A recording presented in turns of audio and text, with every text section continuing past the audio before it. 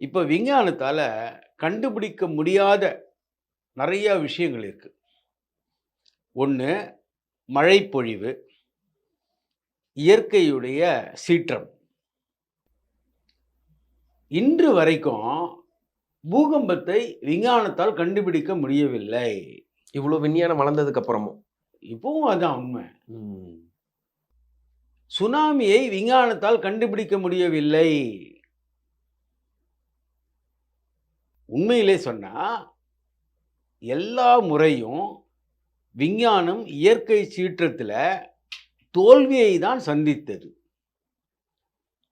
விஞ்ஞானத்தால சுனாமியையோ, பூகம்பத்தையோ முன்னரே கண்டுபிடிக்க முடிந்திருந்தால், பல லட்சம் உயிர்கள நாம் இழந்திருக்க மாட்டோம். உலகளாவுல.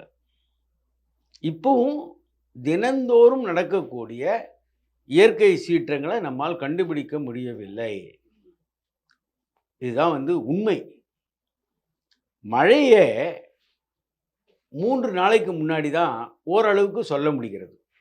இந்த அளத்துல ஓரளவுக்கு. ப்ரெடிக்ட் பண்றது 3 நாளுக்கு முன்னாடி தான். அதுக்கு அதை விட ஒரு வளர்ச்சி அடைந்த விஞ்ஞானம் இன்று வரைக்கும் கிடையாது.